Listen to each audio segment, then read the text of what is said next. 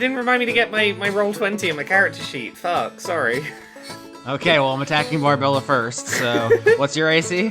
I don't know, because I don't have my character sheet open. Fuck you. You die instantly. I'm much harsher in the post-mortem. I mean, Barbella's the post-mortem one now. Yeah. This is post-game content, you know? This is like the challenge dungeon. Imagine just like converting this where you have to evade or answer the questions effectively or take lethal damage and just surviving the entire thing that way. Yeah, I mean, that's not that far off from, there's that, it's a new game where the skull makes you do typing to get through a dungeon. Oh, the crypt thingy bob. That guy. Yeah, that No one one will remember by the time this episode comes out. They'll be like, that's an old game, you fucking elderly bitch. That's how far in the future we're gonna be. You gotta stop letting the audience call you a bitch, Austin. I think it's having negative repercussions on your conscience. Yeah, you've got to call yourself a bitch so that they lose all the power. Right. You got to cut them off at the pass. That way, you're denying them the ability to do that. Your Honor, I would contend that my client is a bitch. What can you say then? You have no more ammo. Case adjourned.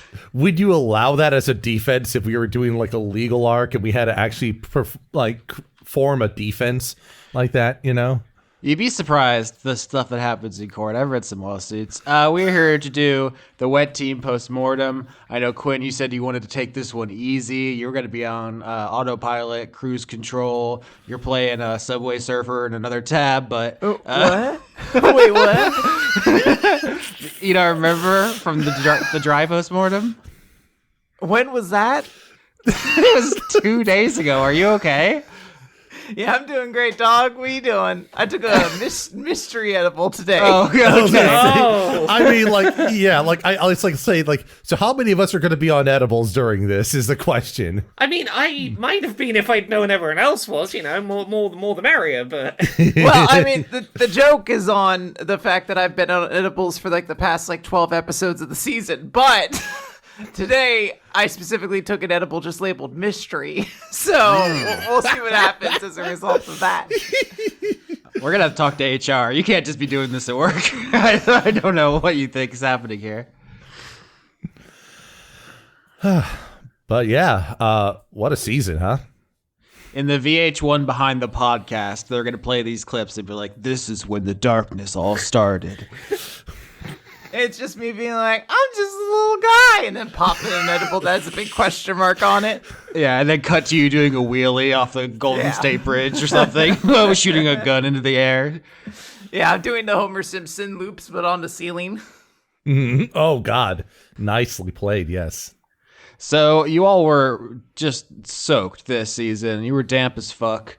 How is that? I mean, I've talked about DMing this show for years and years and years. I started during the fucking Obama administration. I feel like my opinions are out there about this, but how were you all doing this season?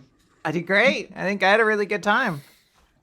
I had an excuse to look up really dumb riddles and make everyone moan. That was great. I'm sure like other plot elements happened this season, but I was here for the groans.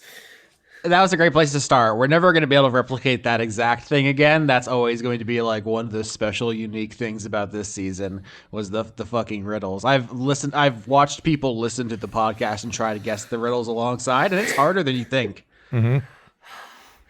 I'm so glad, if nothing else, that I found that one stupid riddle about wine. That one stupid riddle about wine that made the wine gay. Yeah, is the wine that makes you gay gonna be the thing that people remember from this years from now? I think it's already, you posted a meme in the chat, Laura, of like the weed that makes you gay. Yeah. And I know the chances of us actually literally inspiring that are relatively low, but it's not, the number isn't zero. It's a classic example of Dice Funk does a thing and then someone else jumps on the bandwagon. Mm-hmm. Yeah, Cocaine 2, the sequel to Cocaine, is everywhere. People can't stop talking about that. I think we did the diners, drive-ins, dives, and Dungeons and Dragons before I started seeing those shirts everywhere. Yeah, I think it was also just kind of fun this season because I think we had a really strong trio of player characters for the wet team side. Like I think they meshed pretty well. It was interesting. A lot of people are kind of remarking how like silly and kind of goofy and kind of upbeat the wet team was compared to dry team when it came to some of the drama. So it's interesting to have that contrast. But I also really enjoyed how things kind of developed over time, not only in terms of the riddles, but it's just in terms of just how we were able to work off of each other mechanically and narratively. Yeah, there was some really cool stuff going on this season. I love that there was this unintentional juxtaposition where as the seasons went on, dry teams like differences became more and more evident. Meanwhile, wet team just got like cozier as like a group of characters, always just like, yeah, well, you guys rule. Hey, hey, maybe friendship is alright and like riddles aren't too terrible. Maybe your house sketches are cool. We're all chill. Yeah, Austin, I have to ask you, because these two tones exist, is there a world where you'd want to see what would happen if like those friendly, we're all family vibes were up there in like dry side with the, going into the mindscapes, and then Wild West world is where suddenly we have characters who have a lot more like strong moral hard lines they don't want to cross? Of course, yeah. I'm always curious, like how even changing one character out would have gone. What if you took Nifix and dropped her into another season? Like, how fucked up would that shit get? Or if you took, fucking Zoe and put her in another season, how would that have changed things? So, just completely switching the vibes would have been entirely different. I think I asked someone this at some point, but like, what would your characters have done in the vibe checks? I mean, Quinn, obviously, it's difficult for you to answer because you wrote them, but like, did Barbella or Boyce have strong opinions on any of the vibe checks and how you would have voted? Oh gosh, it's hard to say. Like, that was one of the tougher things for me to come to terms with this season was like Boyce's specific answer, because I wanted to play him kind of in the sort of attitude of like, not for me, but probably for someone else. And like what determined like him saying no to someone else would be tough. He would probably be a little bit more on the side of like generally saying yes to most, but probably saying no to like Slater, right? Or something like that. I'm gonna make a dramatic statement here. Barbella is vehemently anti-capitalist and would be of the opinion, I believe, that anyone that's like landlord or above doesn't deserve to come back. I'm gonna make that standard now. Right, that is aligned with Boyce's stance as well. Like, as we've established, Boyce is the type of person to be like, listen, I want to build homes, not charge anyone any money, just leave. And that's kind of what his MO was kind of all about. And Slater is the type of person who'd be like very opposed to that. But then beyond that, it's like, who else would he say no to? Although bringing Slater back would mean trains. Yes. I will note trains are distinctly a harder thing to work into this season or future seasons now, because we super killed the guy who knew how trains work. I will never forgive Dry Team for super killing the guy who knew how to make trains. You've denied me train season in Dice Funk, and I cannot overstate how personally slighted I feel. Nothing is off the table. Train season, to my knowledge, is not permanently off the table, but it was a lot easier of a smooth slide in if Slater had been around. Yeah. But that was a long shot. Okay, I'm retconning my decisions for future season characters. The next character I'm playing on Dice Funk is a character who coincidentally also knows how to make trains. Yep, that's fair. Mm-hmm. There you go. Vincent Trainley, the inventor of the new better train. Is it spelled different? Is it like TREN or something? It's spelled like train. Okay. Yeah. I don't want to overpromise too early, but I will say every 5 seasons we do a space adventure, and there's nothing in the rulebook that says a train can't be in space. So Honkai Star Rail. Galaxy Express 39, let's go, yeah. Austin, please do space trains, because the only other thing that is space trains, there's fucking Starlight Express, but is Honkai Star Rail, and that's a fucking gacha. It's a gacha game. It's a gacha game that my fucking addiction issues won't let me fucking safely play. So give me something with space trains that I'm not going to get addicted and lose all my money in. Okay, do you want to be the DM of Space Train season? I feel like you have the proper information, or do you want to play in the train space? This is the hard thing, right? Oh, that's a question. I think I might have to be DM of Train. Gosh. Okay. I so rarely have an opportunity to put my excessive knowledge of trains to use. Okay, we can talk about this off air. Obviously, you don't have to commit to anything now, but let's just say I've also given it some thought to space trains in a major way. Space trains. But it would be funny. We're done with the post-mortem. The space trains. I got what I needed. We have a permanently arrested Arabella in a pre-industrial mode now, which is fine. I mean, D&D has been pre-industrial for 50 years or whatever, so we can also have our space stuff as well. But yeah, I like the big impactful decisions there. Like, I assume none of you would have cut a deal with Slater or like exploded yourself to become Pope or anything.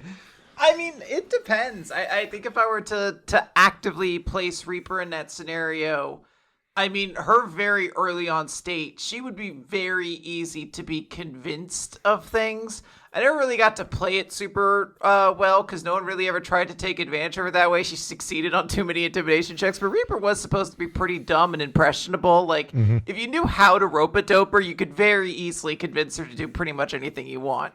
Oh, it's interesting because I did set up, or I was trying to set up one big temptation, which was the Banana Baron, trying to get you to throw the tournament, but your love of martial arts outweighed your corruptibility, I think. Yeah, that was one moment where she was like, but I'm already going to win. Why would I throw the tournament? I'm the best. Yeah, that's something you can't account for. It's just a character who is so focused on one thing, and once you let them have the thing, they just go fucking berserk. But yeah, I think there is a world where she could be lured into that. I don't know if that's necessarily how the story would have played out.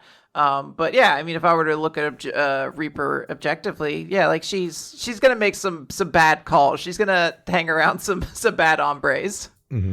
I think, speaking of bad hombres and circling back to the three of you becoming a pretty interwoven team, I have to say before I forget that perhaps my favorite moment of the season was when the three of you, without even discussing it really, just went fucking ham on those elves. There wasn't like any hand-wringing, maybe like, what if they have a family? You were just like, it's fucking D&D time, come get these hands. Yeah. It's easy when you basically present them as this is a potentially existential threat to the environment around you, and you're basically saying, okay, well, in order to get what you need, you have to engage in eco-terrorism. I'm just like, where's the downside again? So it's I also knew that you kind of wanted to posit the elves as like kind of bastards up front, at least to a certain degree. And I'm not saying that influenced the decision from my perspective for Boyce, but yeah, I was concerned that you were going to make that encounter more involved, and the fact that you made it a bit of a pushover was what kind of caught me off guard in that respect. It was, I wouldn't go so far as to say it's like a trick, but it was like a kind of a soft misdirection where it's like they weren't easy, but like you had all your abilities. This is the first fight of the arc, so you did kind of steamroll them and to lull you into a false sense of security, and then I dropped Master Evers on your plate, and it was just like, oh, you're all beat to shit now, and he's strong, but you're also fucked up. Oh, I'm thinking about the first time we took on the Elf Navy when I had to get a ship to make for the World's Fair, because that's so when we had that in the Master Evers arc, that was the second time. At that point, like, well, we already have done this before. Whatever. Let's just keep it going. Yeah, so the World's Fair episode was like everyone broke into the different scenes to prepare, and I was going to have everybody do like one check to tell me what they did. So yeah, it wasn't like a full combat thing. But yeah, that episode is interesting. I don't know if you've ever done anything quite like that before. I mean, Austin, you know my opinions on like just a no holds bar sort of hyper violent Mortal Kombat style eco terrorist season. I've been pitching it for months now. It's what I feel in my bones. As someone who in a previous season had a character who my plan for before things kind of derailed was to have her explicitly become an eco terrorist over the course of the season, I'm fucking in. That's where everyone's passion is. Yeah, exactly. Like My planet's burning and I want to kill people as a result of it. I don't know what to tell you, No, Austin. look, if things had gone differently in a prior season, Juniper would 100% have been, I will do as much murder as needed to protect these plants. Yeah, I don't remember how clear we were in like that season that you were like, I'm playing Poison Ivy if she was a little bunny. Right. Yeah. I'll also add in, like, I think from Boyce's perspectives, like, despite him being like so personable and easygoing, he's also just like, well, if they fuck around here, I can't do what I'm trying to do for Ollie, so this is the only choice I have to keep this stream going. So much of this season was about paying off the choices in season 9 that it's, I think, easy to overlook the things that I was kind of giving you choices that I can pay off in future seasons. The elves are one of them. If you had been softer on them, basically, if you hadn't gone sicko mode at every opportunity, I think when we do like pirate season, there would be a big pollution problem and probably like a fascist elf East India Trading Company problem. I mean, the way you went on them though is just like, no, in Arabella, the sea belongs to the fucking underwater people. Do not fuck around there. Good. When going through that bit of the season, I kept thinking of a recent thing that I encountered, which was weird pull. Like a Dragon Infinite Wealth has an Animal Crossing minigame in this game about the Yakuza, in which there is a faction of pirates who explicitly are there to dump trash in the ocean. Damn. And I couldn't stop thinking about the elves as just being the, what were they called? The washbucklers? Washbucklers is a great name. Yeah. Yeah, I think I picked elves specifically because the elves are like a fascist space navy and Spelljammer, and I went 2 Spelljammer seasons without really acknowledging that, so I kind of wanted to get that flavor in there. Yeah. But yeah, so like I said, that's my favorite moment, which I think is a good open door for the three of you to answer the classic post-mortem question. What was your favorite moment of the season?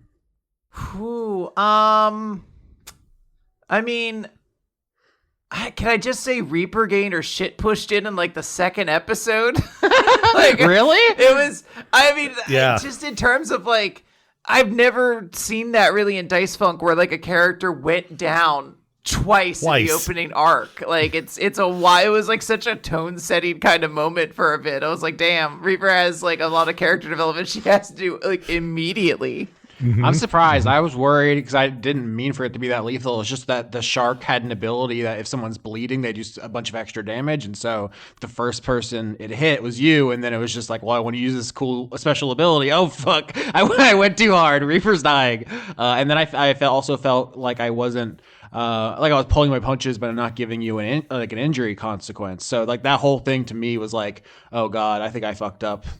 So it's interesting to hear you. That was your favorite part. It also really helped set up the dynamic between Reaper and the Cape Hearts by the end of that arc anyways. So I think, yeah, it was a really interesting way of setting the stage for Reaper from step one in a direction I don't think people were anticipating based on the character description. I mean, I always knew kind of the general trajectory I was going to put Reaper on because I was DMing the other side of things. I knew I didn't want to have like a terribly complex character on the other side so that like the free time I had to write during the week could be more spent, writing the DM side of things. But I mean, I generally was like, unless something crazy happens, I think Reaper's going to learn to like everybody else. Like, I think she's going to open up and become friends with everybody. I was open to the other option happening, but that was going to require like some kind of like specific roles and circumstances to come up. And instead, she got handed a lot of trust from her comrades, and she responded well to that and, won a tournament. And yeah, she ruled. Like, she figured it all out. It's hard to overstate the importance the dice played in Reaper's story, not only in that shark fight, but then in the final confrontation with Evers, where oh shit, the double crit. I mean, I just didn't think it was going to happen like that. And sometimes, what's two crits in a row? It's just such a infinitesimally small chance, but it painted the picture of you just completely. Just turning into a killing machine and going like Super Saiyan or whatever the fuck. I mean, it makes sense. I think Shadow can become like Super Saiyan, right? Yeah, Hyper Shadow, I believe. Yeah. Yes. Everything Sonic is basically Dragon Ball when you dig down pretty just a much. couple layers. Yes. Yeah. But like, yeah, I thought it was a surprising way to go. I didn't really know where the Master Evers thing was going to go. That was just something kind of discussed throughout the season of like, because I think the initial concept that I told you was like, hey, what if my character wants to bring back, like, I'm going to play a monk and she wants to bring back her master so she can kill him again. And I think Austin, like, started, like, jumping. Like, I think that's when you're still living with me. Like, you jumped out of your chair and started fist bumping. You're like, that sounds so cool. That's so fucking radical. Fuck, I wish I had thought of that. That's so cool. Yeah, it's a great motivation. Most people have, you know, in tabletop games are like, you know, I want to avenge some wrong or I want to get some item. There's like a pretty small list of things people go back to, but like wanting to do such a specific petty act of violence, like I hadn't really heard of something like that, because you won, he was dead, he's gone, and you also pretty early established that Reapers never killed anyone. So I mean, it didn't end up happening, but I was really anticipating be like the moment where you have to where I say lethal or non-lethal.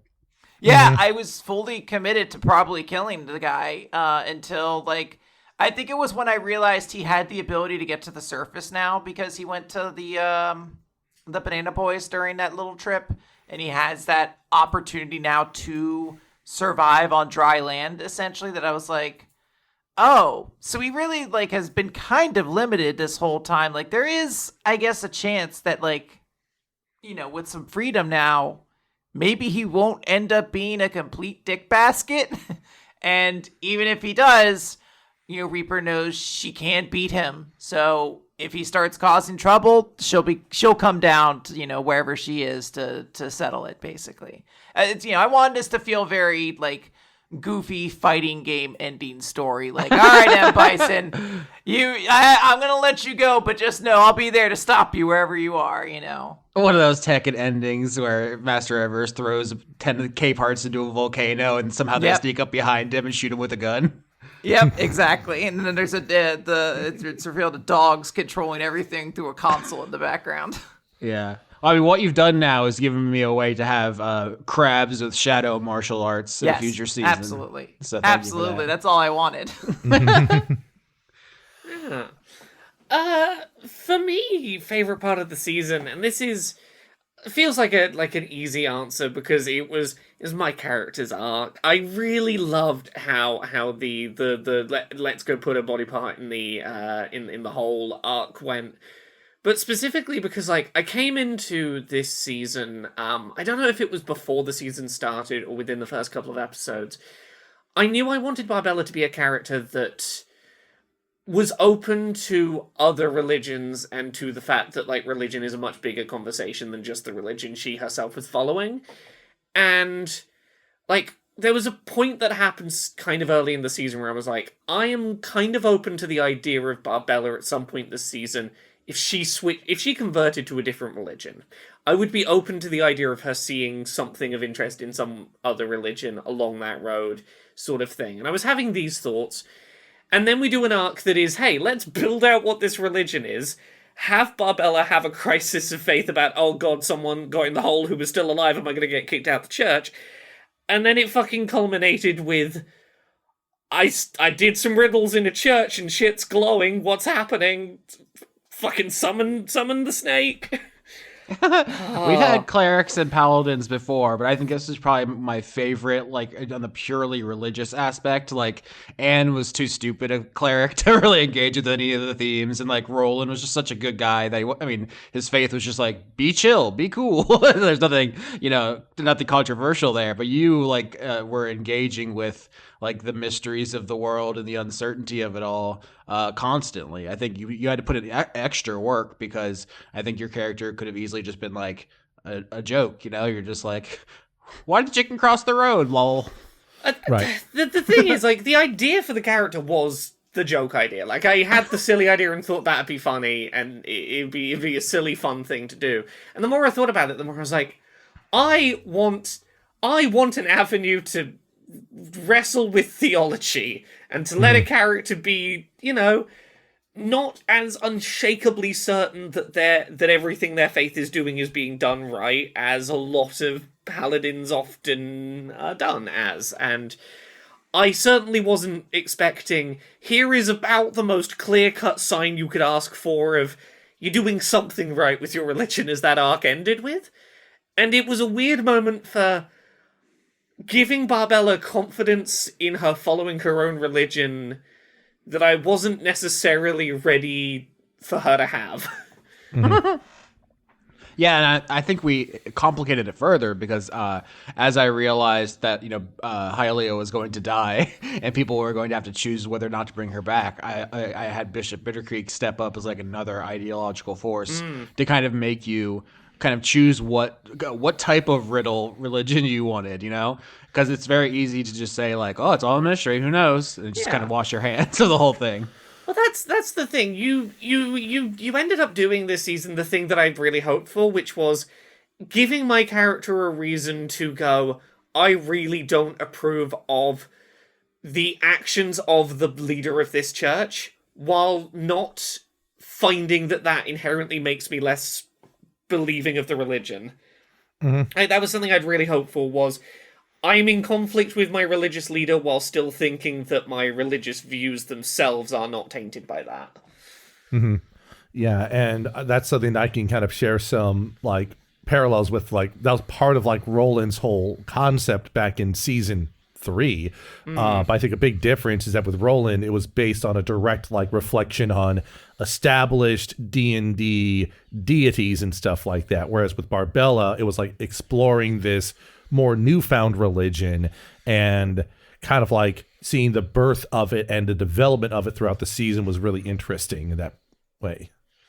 And what an important slip of the tongue it was for, in the first episode, I think, first wet season, for you to say riddle fish every single time. Yeah.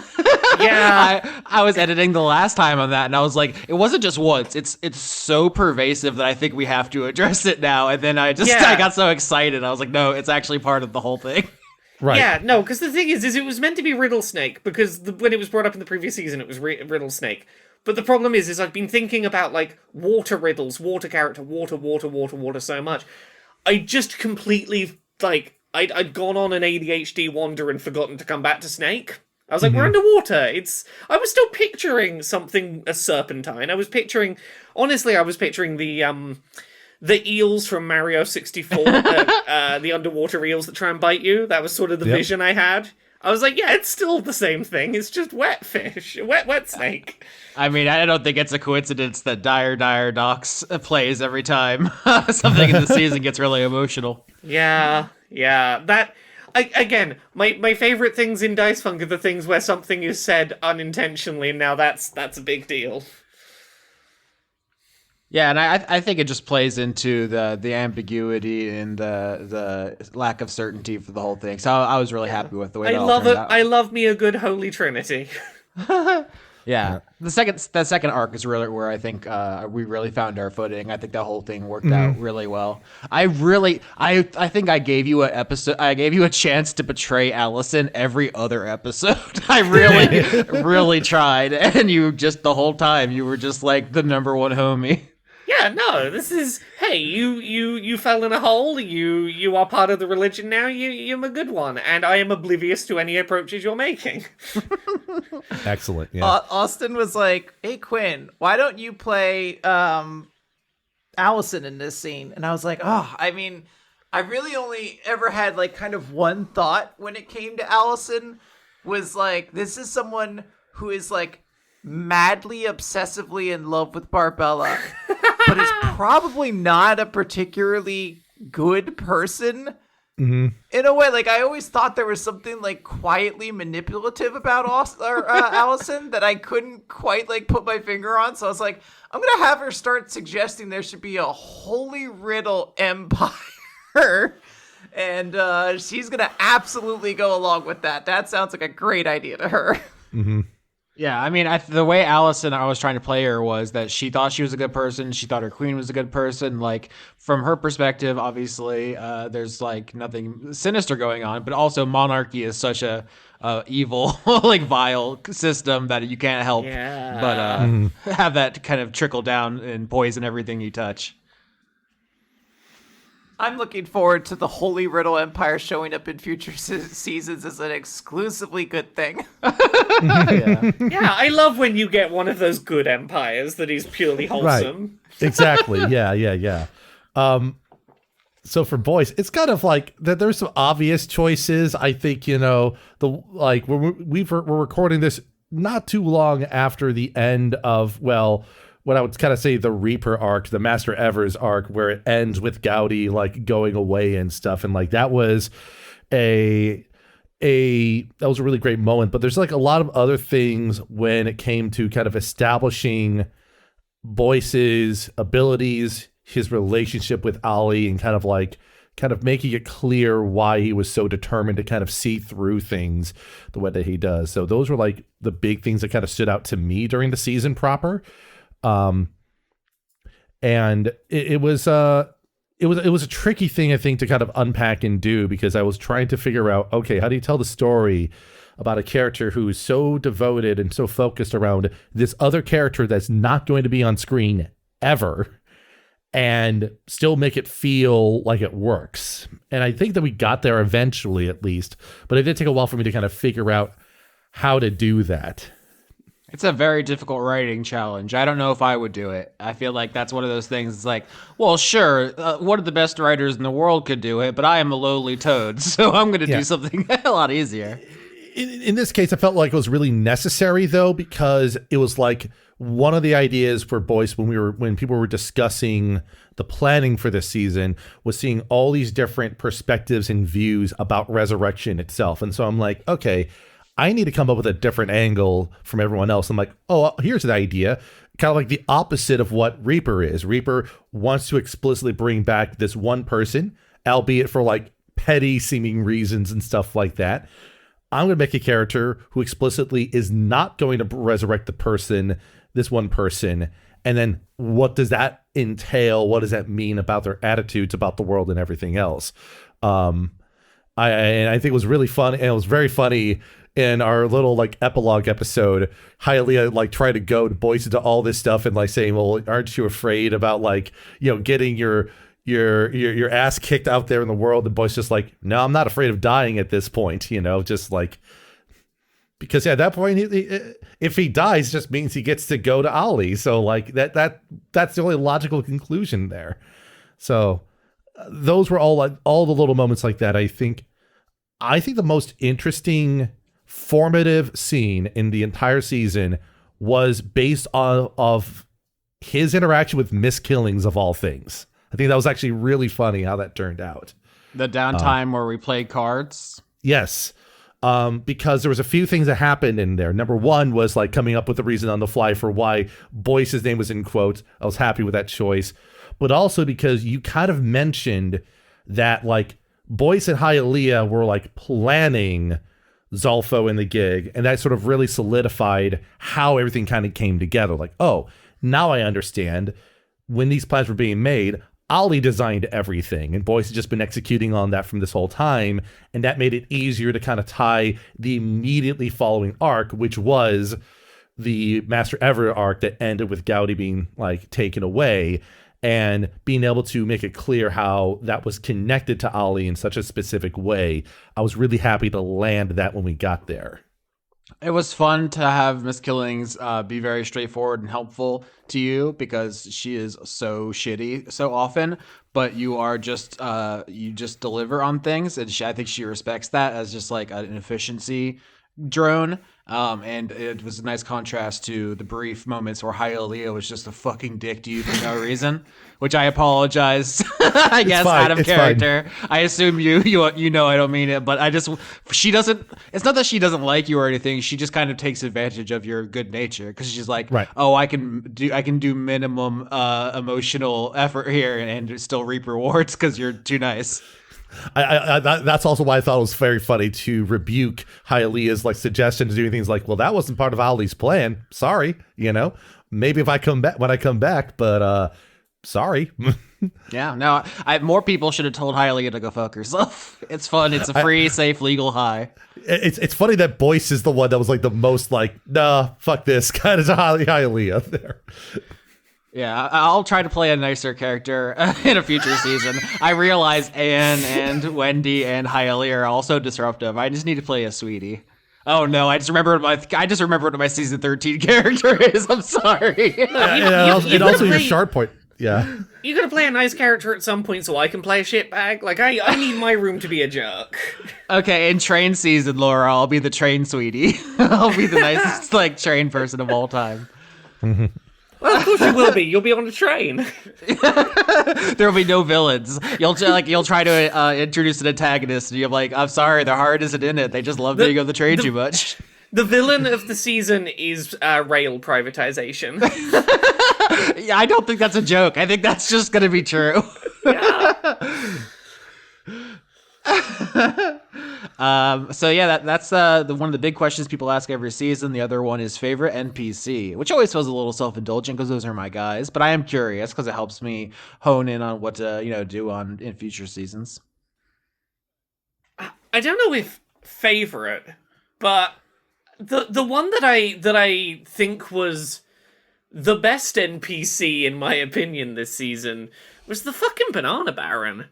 So infuriatingly hateable and frustrating in all the ways that real world fucking dirtbags are. Yeah, that was a really difficult role to play because I never wanted him to be too evil. I never wanted you to be like, oh, it's actually an easy decision to murk this guy. I always wanted it to make it seem like you're unreasonable if you escalate, which it's hard to do. It wasn't even like that necessarily. The thing that was the challenge for me was like the optics of going after this kind of person. It's the kind of person where it's like you've put on the kind of public face purpose designed to make it so that any step I do to protect people from your shitty actions looks like I'm the aggressor, and that is such a fucking like that. What's the term? Darvo. Absolutely tailored to reversing who's the victim and who's the offender in things. And that layered with like, hey, also I have a mechanical thing here, purpose designed to stop you laying a finger on me. I'm like, that just makes me want to kick your ass in the middle of the town square with everyone watching even more. It's a very good, hateable arsehole. I also, like the challenge of making him just, very weak. I've done a little bit of weak villain before in season 7, but that was kind of a twist of how fragile a certain final boss was. But just the idea that he's a normal guy, he doesn't have like phenomenal cosmic powers, but he does have like one gimmick to get past was fun because I think it gets old if every Dungeons and Dragons boss is like an ancient lich with all kinds of sick ass spells and stuff. So and I love how that gimmick mechanically played out. I love that Barbell was able to find a way to do some damage indirectly and to go, cool, how do I build a plan to really fuck this man up when he's not looking? Yeah, and I wanted to leave that open. So there wasn't like one thing I wanted. Obviously, you eventually jumped in the Well of Resurrection yourself and got a cool ribbon eel, which I still sometimes see that gif in our chat, and I'm like, well, what a cool animal. But you definitely didn't need to do that. You could have done something else, and I wanted it to be like an irrevocable kind of disrespect to Bishop Bittercreek, who I was also trying to portray as not corrupt, not like evil or anything. So I wanted it to be like, you have to choose to hurt this man's feelings. I knew that there would be alternatives, but that was kind of the thing I liked about it, was that it was a point of no return for Barbella having to go. Part of being open to learning from the broadness that is religion is eventually taking the step to go, the particular sect of religion that I am in, I might disagree with, and I might have to decide whether my personal interpretation or the one that I'm being told by the person in a position of authority is ultimately the one I want to follow. And that was a great opportunity to put that into action. And I like how completely organically it kind of developed that each of you had different final boss villains or whatever. This is something I've been wanting to do for basically years at this point, because when a normal season of Dice Smoke or a normal tabletop RPG culminates, there's usually a bad guy, and then you all fight him as a team, but someone like gets the final hit, which kind of makes it feel like you won. And I just don't want people feeling left out, but also I don't want to contrive a situation where each of you is fighting like Dark Barbella and Dark Boyce and Dark Reaper. It's just like it's too on the nose. Whoa. There's a Dark Reaper? Light Reaper. Oh, You're right. boy, there we go. Okay. All There, right. there we are. But yeah, So- I mean, Reaper, obviously, you started with Master Evers, but I do want to state that you absolutely could have killed him in the arc he debuted. Like, if you had not Sure. fled from that fight, which I think was an interesting choice. I'm like glad you did it because he was so baffled that he felt justified in retreating as well. But like, if you had stayed, he would have fought to the death. But the fact that he stuck around meant you got to have that climactic fight, and then the whole thing with Boyce, where you were getting with Porter, you both were like magic people who had all these plans and stuff. I really liked how that turned out, and I felt like it got each of you a cool ending hero moment. Yeah, like the Porter sequence was really fascinating because it basically resulted in Boyce effectively burning every single resource he had just to kind of get to the point to do something about it. And that was a very interesting sequence because I think narratively it's almost like you take everything away from him, but as long as he has his belief and his love for Ollie with him, he's able to still accomplish what he wants to do. And I think that's kind of narratively what that sequence landed on, which is, a little like, I wouldn't say a little safe in some ways, but I think it also kind of helped really drill that character point home. As for favorite NPC, for me, it's a toss up between Lucius and Butt Whiskers, honestly. Yeah, Butt Whiskers is so funny because I don't even remember the original name I had for him. He was going to be like this outlaw character who could have gone a couple different directions, but I don't know, something about you all calling him Butt Whiskers struck me as so funny, and then you blew his ass up. I don't know. It was Looney Tunes, and it really, I think, was way better than whatever the fuck I was planning. And then he got reformed. He got reformed. It was so sweet. Yeah, no, I mean, you went out of your way. I mean, that whole fight with Barbella specifically, I think I gave Laura this option. I was like, you were fighting barehanded because you bet your spear. And I was like, okay, I'll let you do this attack, but you're going to take like double damage or something. And I was like, Barbella's fucking thick. It's hard to hurt Barbella, but that was like the one chance where you could have got your ass melted. I mean, obviously, I'm gonna fucking love the crab people. Like, the crab people are so fucking dope. Like, I didn't even really... Like, I picked Shadow the Hedgehog so early on, but if I had really thought about it, I was like, I should have definitely been a crab person. I don't know when I'm gonna get the opportunity to be a crab person now, and that's really kind of all I want to be in life. I'll tell you exactly when you can be a crab person. It's on the season schedule. It's pirate season. Okay. Hell yeah. All right. A crab person set for that. Like, I'm penciling that in now. Perfect. But I love that, one, there was like a wide group of characters within the K-parts. I'm sure this is a question will be asked at some point or something like that. Like, if Reaper had died, who was I going to play? And I was like, I think my instinctual reaction was Cletus.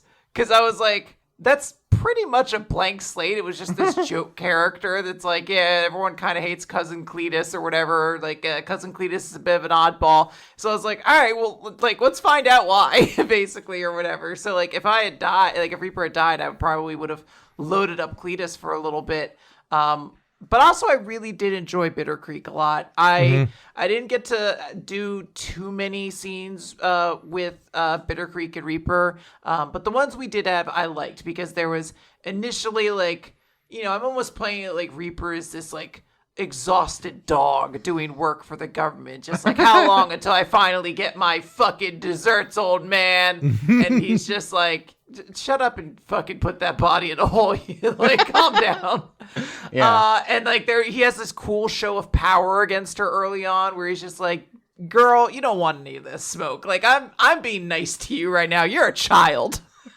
I think Bitter Creek definitely could have gotten even deeper. Like, he had a limited screen time, but there was like every time he showed up, he did have an interesting moment. Like the part where he stepped to Reaper, like you said, and then when you saved his life, and he was like really appreciative. And then when he gave you information about the Krill cartel at like risk to himself, like basically it was just like, oh, I'm cutting off donations to the church, but like none of you really cared that much. But like, I don't know if it had come up again, like he really did make a sacrifice there. Yeah, I actually do genuinely think Reaper has affection for Bitter Creek. We didn't obviously Reaper wasn't in the final thing because I was DMing and I couldn't be there, but I do think Reaper would have strongly considered the Bitter Creek method, since it's fairly similar to what she already already had as an agreement. Like, it's just sort of like a tit for tat kind of thing, just monetarily instead. And she's like, hell yeah, like, I'm gonna, like, that actually sounds pretty decent to me. It sounds like a clean and easy way to do this. No bad guys will be coming out, but, you know, anybody could still get there, sure. Yeah, I think we asked on the dry post-mortem if any of you, out of character, have any strong feelings. So we've heard very much about your character's feelings, but how do you feel about, like, the resurrection or any of the choices there? Do you think, Skitch, would you want a Holy Riddle Empire?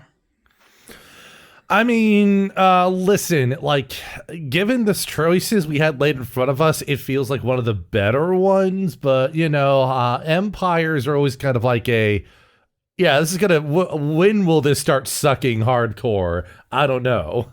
We'll find out, I guess, in the season when it's the villain in some form.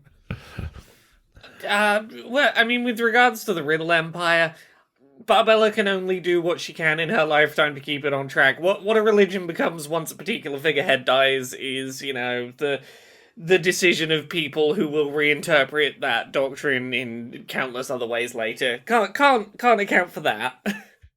Yeah, that was kind of a thing that we talked in circles around in the episode where we fed a child to a snake, which is a fucking wild episode that was. It was one of those moments where I was a little upset that I was like, damn, why can't my character care about more shit? Like, I really wanted her to, like, weigh in very strongly in that moment, but I was like, this dumb bitch really only cares which one of these people is going to win, like, an arm wrestling contest, essentially. But yeah. Fuck, I wanted to see so many different ways that could have gone.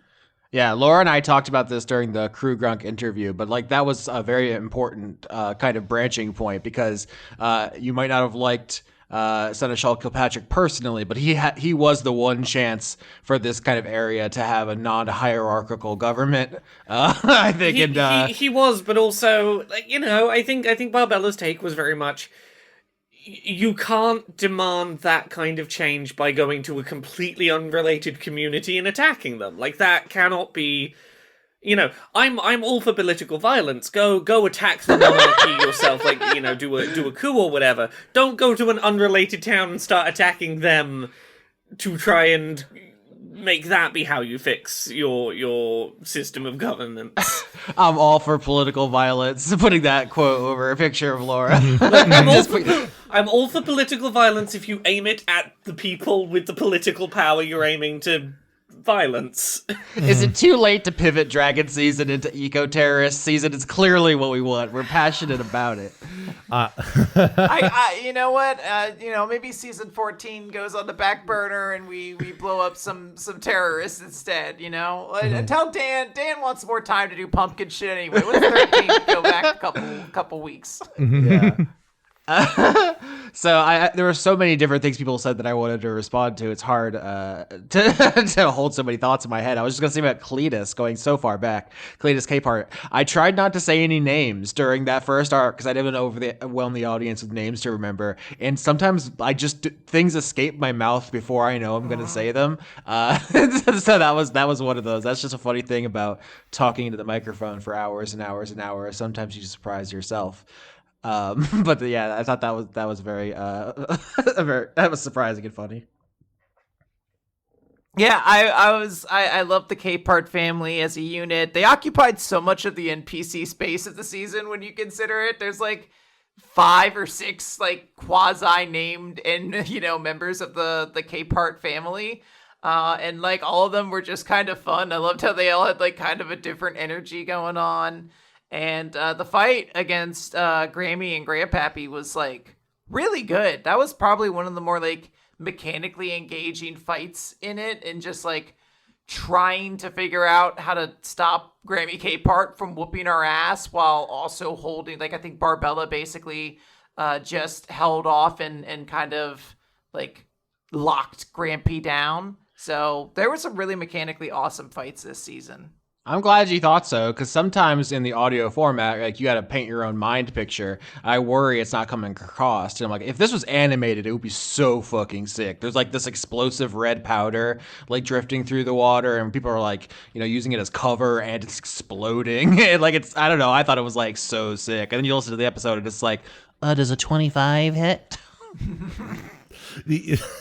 I enjoyed that fight just because it was a great opportunity to show off Catapult in a very appropriate situation. That was always a... I feel every season has a sick Catapult moment. I think Trizzy hitting someone with a wrench last season was such a good Catapult moment. Certified Catapult moment. Absolutely. Hey, Austin, I have a question for you. This is very significant to me. Now that the season is over, how do you feel about Reaper? Because I will say to the audience, Austin was not excited about this idea when I first brought it to the table. Yeah. So, I mean, I always trust Quinn, and I gave my blessing, to be clear, but I've been trying to be more upfront with my reservations and trying, like, you don't want to hurt anybody's feelings, but I feel like sometimes the show has suffered because I haven't been like, hey, I don't think that's a good idea. So when you told me about Reaper, I was like, you want to roll intimidation on everyone you meet, huh?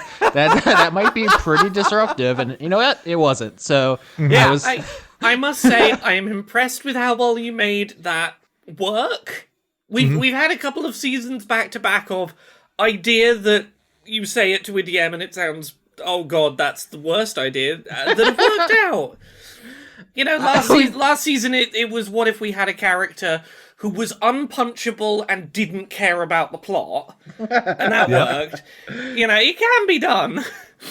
I think the only time it got close to what I was worried about was with El Fago, because I was kind of in the midst of introducing him, and the audience hadn't seen him yet, and I think you got like a 27 or something. So I was just like, I have to like play the character. He would roll up into a ball and become difficult. Sorry.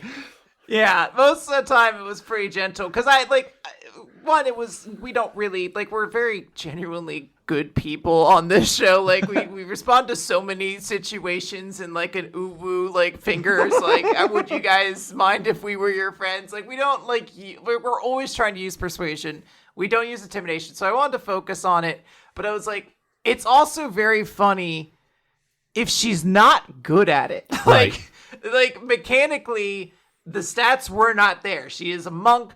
Charisma was her second lowest stat or something like that. I think I had a +3 to intimidation at the start of the season. So statistically speaking, I was going to fail more often than I would succeed, and that was intentional. But it was very funny the times she succeeded and failed and when they came about, because she started off on a gigantic success. Her first intimidation scared the shit out of the person she was with and gave her a bunch of confidence. And then the second episode, every K part she tried to intimidate shit all over her. And it let me reveal how pouty Reaper is when she feels like she's not being respected. And I was like, this is such a great, you introduce the character as though she is actually this cool and tough.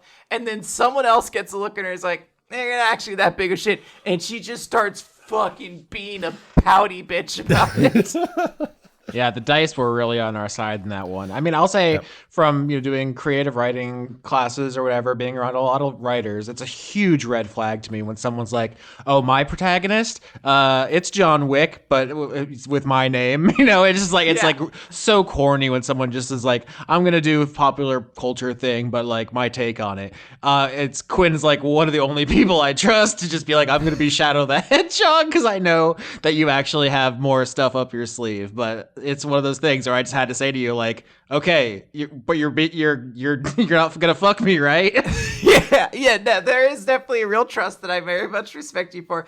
I did intentionally know that there was going to be differences, between Reaper and Shadow the Hedgehog and Vegeta, who are obviously the two biggest inspirations for the character. And it was well, the easiest has to be that she's not as cool as she thinks she is. That's kind of the opposite. Even if you're oh, Reaper or Shadow the Hedgehog, riding a motorcycle is cringe or whatever, at the end of the day, the rest of the world thinks Shadow doing this is cool and awesome. I wanted it to be not everything Reaper does is super cool, and she's a little bit of a dork. I forget the Japanese term for this character, but it's essentially just like 8th grader syndrome, where you're just like, she thinks she's this cool, dark shadow character, but like, really, she just happened to learn shadow martial arts. That's really the beginning and end of it. And then later on, I came up with the concept that was like, oh, what if she's never killed before? I didn't know that when I first did the character. I think I originally just sort of like left the first person she met alive because I thought she was like sending them off to like grovel and spend word of her glory. And I didn't want to just open the season with like, oh, my character snaps this dude's neck off and the blood goes spraying around. But yeah, I wanted there to be distinct differences and do it. So even if my initial conception was like based off of, you know, something that exists, it's always done with affection of like, well, how can I interpret this and how can I add to the idea and change it? You know, I wanted Reaper to feel like Shadow, but not be Shadow. Mm-hmm. Yeah, I mean, those people in the first episode that you let go did go back to the Banana Baron and talk about how cool you are, which is why he wanted to recruit you. I also had the Banana Baron say he'd never killed anyone personally before because he's just a normal businessman, kind of setting up, like I said, very organically, he could have been your like personal villain in a world where you killed Evers in that, you know, fight in front of the Storm Giant, or you know, maybe Barbella somehow offends Allison and then Allison is her villain. You know, like everything is always in flux. Like it wasn't like you know, on rails or anything. Oh yeah, absolutely. And I think it's really interesting to see how those things would have gone. You know, I think there was like a world where if Reaper had rolled better, maybe she would have had a different relationship with Allison. I think she tried to intimidate her and just like it completely fell off. And, you know, Allison was back to being like hot paladin, hot priest. And like, I think there was a world where Reaper was like, damn, I wanted an underling. Like I really wanted someone to be like, you're so cool. And like walk around and telling me how sweet I am. Yeah. I was trying to think of the other named characters who were similarly in flux. Lucius was one where I was trying to make him really strong in a fight because he just had like hell of a magic missile, which meant any fight with him was like a kind of a contest to burn him down before he burned you down. And then you schooled him so many times. He eventually just did kind of become your flunky. Like, I mean, I think it's interesting that where we got to in that Boyce finale was he ended up saving you. Once again, completely unscripted. I genuinely would have let those cowboys shoot you to death if you hadn't thought of something. Like, I don't. And I'm pretty sure that's going to sound cleaner in the edit, but it was partially because I misunderstood how some of the stuff was working during the sequence, which led to that. Which, you know, it's like it happens, but it led to a good compound idea with everyone there about leveraging the banana bear, the little brooches from the Banana Baron to communicate in a sort of lateral motion. That I thought like it was very leveraged to be like, oh, here's this reversal that has been in the works leading up to this, and now 5 people get their heads blown off in one instant. Cool. Yeah, I do like that we ended up having the banana badges pay off narratively because I had them in the first episode. They're kind of a punchline because it's like a silly idea. And it also seems counterintuitive. Why is this criminal organization identifying themselves so readily? But like most of the things in this Wild West season, it was explicitly based on a real thing. The Red Sash Gang, who were a criminal gang in the Wild West who all wear these extremely identifiable red sashes. I mean, that's not even the only example. Like, you could point to, like, Yakuza factions that just wear little pins being like, oh yeah, I'm with the crime lot, I'm with this family from the crime lot. Yeah, no, I mean, there's other examples, but, like, I was trying to, like, put you through the Johnson County War, which is the historical event that a lot of the stuff that happened is based on. But instead of the Banana Baron killing you all in your sleep and having your family hung in the square and winning, you you got his ass. So congratulations on that one, I guess. See the movie Heaven's Gate for more. So looking at some of the questions from the thread I made over on the Discord server, let's see here. we got one from Michael Wayne. What is your favorite riddle from the riddle snake sequence there? I don't remember any of those fucking riddles. That's the problem for me. They all haunt me so much. What was the one where you were trying to give me the easiest possible whale riddle, and I just fucking blanked somehow and didn't realize what was happening and said something extremely stupid? I'm so embarrassed. It's completely left me. The one, you know what one it is. In the morning, I'm young and sweet. When I'm middle-aged, I make you gay. Yeah. When I'm old, I get even better, or whatever the fuck it was. When I'm middle-aged, I make you gay. Yeah. I saw some people say, like, do they not understand that gay is an old-timey word for happy? And I promise you, we understood. No, I understand. I just think it's hilarious to say when I'm middle-aged, I make you gay. Yeah. It happened with Stranger did the same thing. I just had Park say that he was a queer fellow as in Strange. And she was immediately, he's like, this guy's a bigot. We have to fix this racist robot. Yeah. Misunderstanding humor is a classic of D&D. I mean, you'd have to get a really dedicated table to have everyone talk in like a consistent register, because I like people are at a D&D table are going to have their medieval hobbit say no cap. You can't stop them. There's a couple of questions for me. I'll pass over those for they're mostly about like what architectural styles did you take influence from for boys. I'm just like, oh god, I've forgotten so many of them. I think the ones I thought of were like arts and craft, Art Deco, and probably some form of minimalism and stuff like that. I think the essential thing for me with Boyce that I kind of wanted to nail was his eventual sort of insistence on doing architecture that represented the people that it was being made for. So it did not feel genericized in any particular way.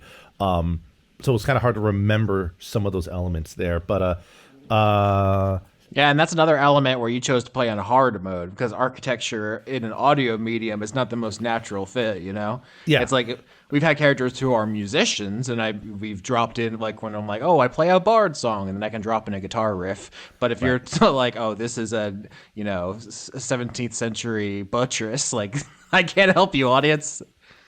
I mean, part of the character is sort of like, and Quinn picked up on this, is like, this character is in some part Particio from Octopath Traveler 2, but with a very different angle and lean in terms of what that meant, He wasn't a capitalist, a merchant, he was just someone who built houses and leaned into this sort of like Western sort of aesthetic there. There is there's a question from Seiko for you, Austin, about you having had a hard stance against resurrection magic, and was it difficult having the well of resurrection in the world here? And I think this is funny because we could kind of talk a little bit about like season 9 when this whole thing started. Yeah, I mean, it's just storytelling in the default Dungeons and Dragons world can be difficult because the stakes can be reset at any point. This is also a thing I have with comics where no one ever stays dead. So like, I'm not going to be sad when someone dies because they'll be back. So I am pretty hesitant about that in general, but that's what the season 9 team wanted, or that's where their characters got to, at least. There's a part where they're all chanting, "Let's kill death." That was very fun. So at the end of the day, you got to go where your characters want, or your players want, and so I don't mind doing that. It's just going to be in later seasons. Something to keep in mind is that there's the Holy Riddle Empire out there. Yeah, I also just think it was interesting because we were talking about that as a thing for Tran back in season 9, as a thing for him to want, and part of it was intentionally with the understanding that this is going to cause some problem down the line, and that problem was this season, basically. And the fact that sort of like choice of scenario led to all this was really kind of neat to see. Yeah, I think you said even in the season 9, like the final boss fight, where you had, I think, your character fall unconscious briefly, and you're like, if he was still conscious, he probably would be like, we shouldn't do this. This is a bad idea. No, that was yeah, exactly the point that. The moment when Trian realizes that we don't need to make the resurrection well, he was to kind of like, he was too stupid to get himself out of the I don't have any oxygen area and passes out to remove himself from the scenario. And I was actually kind of happy about that choice there because, if we had not made the resurrection well, we wouldn't have had this season the way that we did. So you know what? Cool. I generally fall on the same path as you, Austin, on resurrection magic, while also saying it has been brought up to me, and I can't unthink this, that, like, look, I think it's more satisfying when a character dies and that is the end, and that character is done. But I've had one character that died in Dice Funk where I'm like, I could bring them back for, like, happy epilogue adventures where they get to have a nice time. That'd be good. That'd be nice. Laura, there's no limit to train season and the various hats that you can give resurrected characters. Oh my god. Oh, I could bring that character back to be a train conductor. Oh, there you go. Excellent. Here, I'm looking at some of the other questions. Some of them are kind of like retreads. Like Michael Wayne's question, what moment made you love or finally understand the other player characters? You know, for me, like scene 1 with Reaper made me fall in love with her as a character just because, like, you know, immediate audations and such. And I think all throughout the second arc, Barbella really came to focus because we already discussed like how much that arc really helped solidify her relationship with her religion, her relationship with Zolfo as a community and stuff, and like everything else. So those were really easy moments to be like, oh yeah, I get that character. I am ready to ride or die with them. Yeah, I loved. There was sort of like a sort of almost like an intentional thing where like the first arc feels like Reaper got a lot of focus, a lot of development, and then it felt like the next arc we got a lot of development and build for Barbella, and then I think it was the arc after that where it felt like we started to get a lot more content about Boyce and started to get to know who Boyce is. And I really like the way that worked. Again, this isn't something that was discussed ahead of time or anything like that. That's just kind of naturally how these things go sometimes. And everyone did so well. I loved Barbella and I guess in a meta way, Laura's commitment to these riddles that, you know, the second you saw something, you were immediately like, all right, you know, like, you know, we see like a rail and, you know, Laura's immediately looking at rail riddles or something like that, or, you know, something along those lines. I just always thought that was so innovative. And I really enjoyed all of Skitch's ability to just like create very evocative fight visuals using a lot of his wizard abilities. There was a lot of like repurposing and using Gaudi to accomplish things, or utilizing that like damage type condition to you know, try to do something evocative, and I thought that was really awesome. Yeah.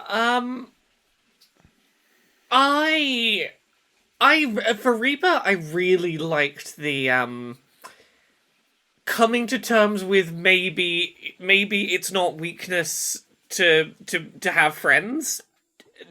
Friends can be strength. Support can be strength. You know, accepting things can be strength was really nice. For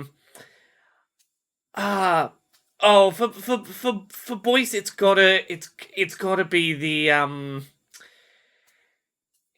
it's gotta be that moment of spectral sacrifice with your with your lovely friend. I was heartbroken. You played it so well. It broke me. It was very good.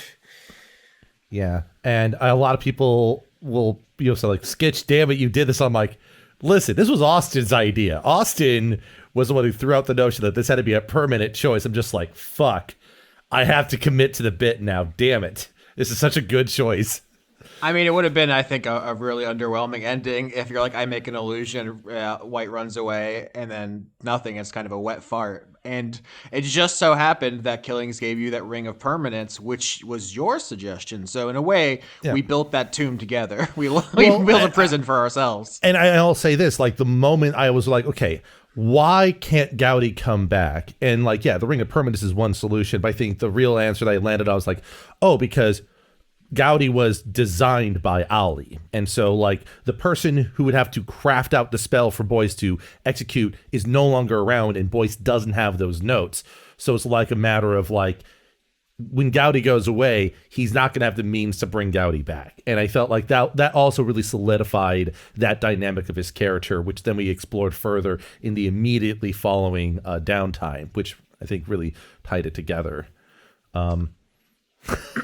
It wouldn't be a Dice Funk season without some sad moments. I think Hylia's death was too played for comedy to really hit those notes. Right. With her lips exploding off and kissing strangers. I actually made this comment that it would have been less sad if Boyce died than Gowdy going away. And Yeah. I think that's true, which is both one, I'm like, huh. But also just like, it kind of, again, just speaks to like, how we were able to kind of play that off. There's a couple of questions from Wolf about Quinn, asking Quinn of her mental depiction of Reaper, like, and showing off a bunch of different Orca type characters. I mean, shout out to all the fan artists as usual. Incredible work from, the whole crew, Irefire, Fayechild, Cosmignon, of course, is a player, but still doing just phenomenal work. Slime King Mike, I love to see all of this stuff. You're all the best. Yeah, I felt bad when I was like, okay, artists, your challenge this season is an orca-sized shadow, kind of like Sonic the Hedgehog style character who's like super over the top, edgy, and surrounded in darkness. That's like a common archetype you could easily draw inspiration from, right? Like, you see those all over the place. I mean, I also felt like I was a dick to the fan artist where I'm like, so you know a sea cucumber, right? What if it was a guy? Like, come on, you fucking asshole. Just let me draw an orc. Why are you doing this? Mm-hmm. So there's some music related questions. Michael Wayne having one. What would the entrance music be for each character since we didn't get one of the tournament arc? And I remember another one asking like, oh shoot. Another one asking, oh yeah. So there's another one that's for me specifically, but like the entrance music, I'm like, oh God, those are hard. Yeah. Jokingly, I would be like, this fire burns from fucking Sonic Heroes Team Darkness. But like, as an actual answer, I feel like Reaper's coming out to like, Animal I've Become or some shit. I hate everything about it. Like, she's coming out to some like 3 days grace only. Some shit like that. Like, she's gonna come out to some real fucking butt rock. Like, just as gross a butt rock as possible. Tried to name a different cool song and only being able to name 3 Days Grace songs is such a good bit. Okay. My answer for Barbella is something off of one of those like Reddit pages for like, can anyone help me find this song? I have a little snippet of it and I can't work out who sung it or where it's from. So that people in the crowd would be like, oh yeah, what's this song you're walking out to? And that's now a riddle. Because no one can fucking work out what the fuck the song you found is that you walked out to. Nice. For Boyce, gosh, I'm so bad at these sort of questions because I think kind of vague and abstract when it comes to stuff, and it's hard to pick up like a specific entrance music that I would kind of go for.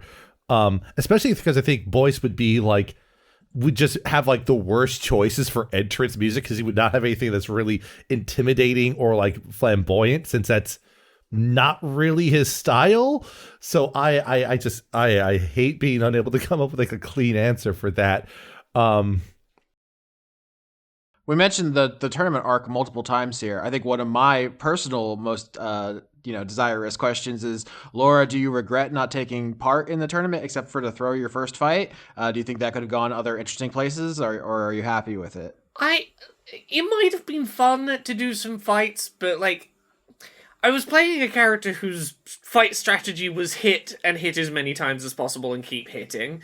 Mm-hmm. So I was more interested in the non-fight options in that arc, and an option that involved... Like, I'm happy with how it turned out, because, like, I threw the match, but was willing to go, I draw the line at expecting Reaper to throw the match. They're like, oh no, that's an easy thing for me. I don't give a shit about this tournament, but Reaper's Reaper. I'm not gonna fucking push for that. I'm very happy with that compared to I got to kick someone's ass and maybe do a cool move. Mm-hmm. I think it worked out. Yeah, I gotta say, like, I listen to other tabletop podcasts, and I usually am not worried that anyone's gonna lose a fight. I'm like, well, the show's not gonna end here. They're selling merch for these characters, so probably they're gonna win this fight. So I like when in Dice Funk it's like, oh shit, they lost. Oh, they're just out of this whole thing. So honestly, it keeps me on my toes. It makes it feel like fresher and more spontaneous. So I actually really liked how that went. And it also tied into like the idea of like corruption. We talked a lot about this a lot on the Dry Team, where we shouldn't have all this power. Like no people are responsible enough to decide matters of life and death. So I wanted a Wet Team to get a chance to be corrupt. And taking a dive in a fight is like very low on the corruption totem pole. But I think it ties into the theme essentially that people will make those kind of choices if given power. Mm-hmm. There's a pair of questions for you, Laura, effectively just about like your list of riddles and such. Okay, yeah. Yeah, so Tsukagi asking basically how many riddles do you even start off with, and how many more were added throughout the season, if any? And then another question from Tara being any riddles you had written up that you didn't end up using, any notable ones? Oh, I definitely have riddles that I wrote up and didn't use. I can maybe address that first. While we've been talking, I have been looking up my favorite we didn't use them but I had them riddles. Mm-hmm. I'll give you a couple of them. That's the rest of the Post-Mortem. What goes all the way around the world but stays firmly in a corner?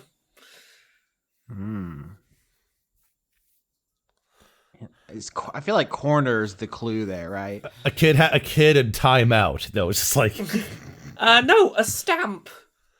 oh Yeah, Stays the in the corner of a corner. letter. Nice. Yeah. nice. That's good. That's good. Let's see, what other ones were there? What gets bigger the more you take away? Is it not a hole? It is a hole, yeah. It's an easy one, but it's a classic for a reason. I like it. Yeah, no, I mean, I think that was a fun thing we got to do with riddles, is do some, children's ones, and some ones that was like, what are you even fucking talking about? That fucking Magic the Gathering card one. Oh my god. I was like, why did I have to get one of the legitimately really hard ones? I think he made me look smart in the edit, but I was like, this is terrifying. Oh, there's one I asked but never answered on the show, because I got shouted down by characters. It was, what do the letter T and an island have in common?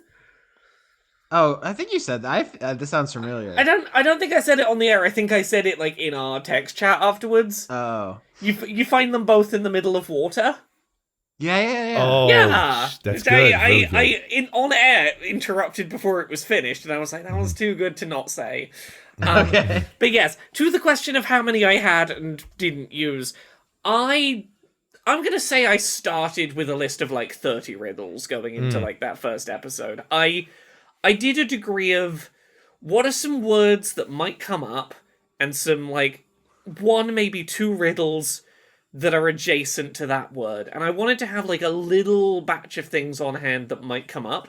And I definitely added to it over time as the season progressed, because new concepts were being introduced, and I was like, I want to have a riddle for that vague category ready.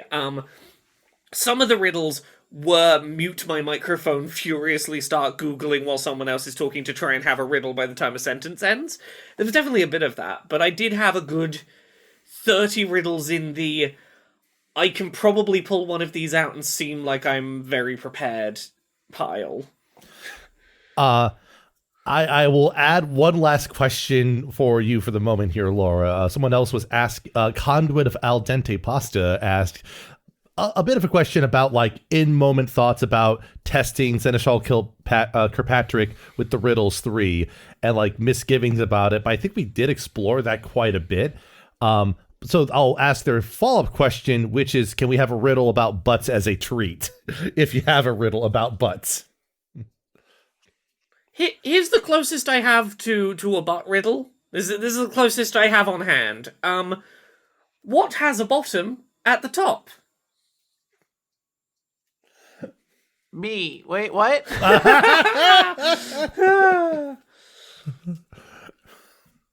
It's legs. They've got a bottom at the top. Very good. Fuck! I That's very knew what good. the answer was going to be. It was a butt-related riddle. Why did I still blank on that? This is what happened to me with that fucking whale riddle. Is you suddenly dump your entire brain and try to go into riddle mode. Yeah. Right, So, right. You see what I had to do this season. I had to not just blank constantly on these things. What has 2 arms, 1 wing, and no brain? shit. 2 arms, 1 wing, And no brain. No brain. This is no stupid. brain. Don't. Is it some shit like a brainless, one-winged chicken or something? It's pretty close, yeah. So it's like a poorly designed airplane. It's a goblin with a paraglider. Oh, Fuck, this is so stupid. I tried so hard to not have any of my riddles turn out like that this season. so Quinn, we got a handful of questions from Michael Wayne about Reaper, and a handful of them are, like, Quinn, as a good girl, what drew you to make Shadow the Orca?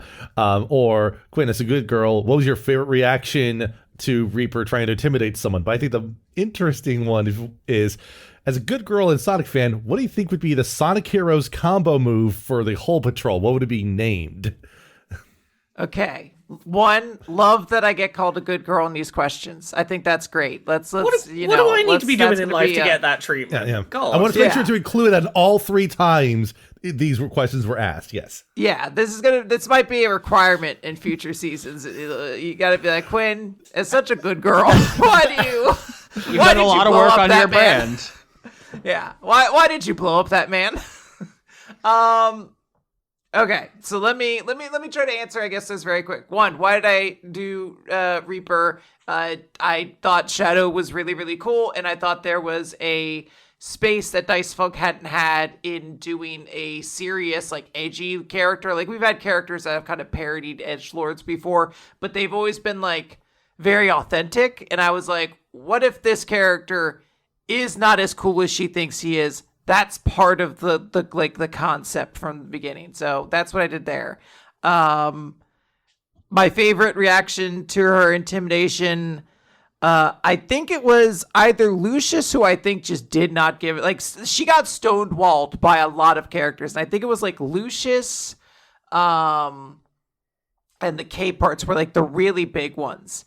But I did love that one time she managed to intimidate the shit out of some members of the school. I think the first time she tried to, she just got carried away by like a sea of them. But later on, she countered just like a couple and scared them so fucking bad. I think that's where she like crit on one. So they just ran and like dropped all of their evidence. Yeah, that was going to be a social encounter with all those corrupt politicians where they were going to try to lie to you and hide stuff. But I just had them all flee because you smashed the intimidation. It was very funny. But yeah, I think Lucius just had such a high difficulty check. I think I needed like a 20 and you got like a 17, which is perfectly respectable. But Yeah. just like he just, that's just the person he was. Yeah, it was always cool when you got something in the middle. And then the Sonic Hero team attack name, it's got to be like, I mean, Reaper's going to be the one naming it. I don't think she's letting anyone else name like a signature attack of her. So it's going to be something like Dark Mystery Dragon Eruption Flame or some shit like that. Like I'm like she'd had one too many nouns to it where like why did you add that one at the end or something like that. Chunibyo is the word you were trying to think of earlier. Yeah. I can read it and then I can't remember how to say it. But yeah, I think she would have had a good time naming her attack names. I didn't want to go that extra level every single time I did something. I like the idea that we had like a combo move. Reaper would be insistent on adding one more word to it. And just like, yeah, like you said, like going one step too far where it turns around. It's like, wait a minute. Yeah, it's like, hey, let's do our, fastball special. And Reaper's like, yes, the fastball special war. Like, she always just feels like she needs to add a little extra pep to every name. I'm seeing some other questions here. I'm trying to like get a little cross section going on. Like there's let's see here. Michael went through the question to me. about what instrument would represent Boyce or any of the character slash NPC. I've already kind of alluded to this. The instrument that represents Boyce is the steel pedal guitar, specifically. And that's strictly because when doing planning for Boyce, like one of the songs I landed on for research was Last Train Home, Pat Metheny, obviously like made famous by JoJo's Bizarre Adventure. But I found people doing like steel pedal guitar covers of it. I'm like, that is the aesthetic right there. And that's an easy one for me to kind of tap onto.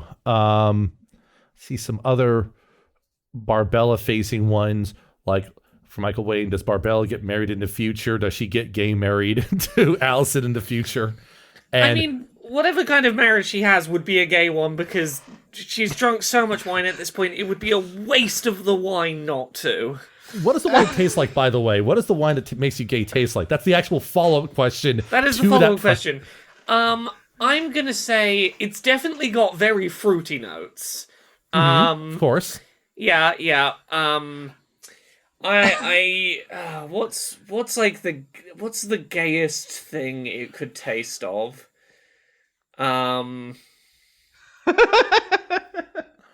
What?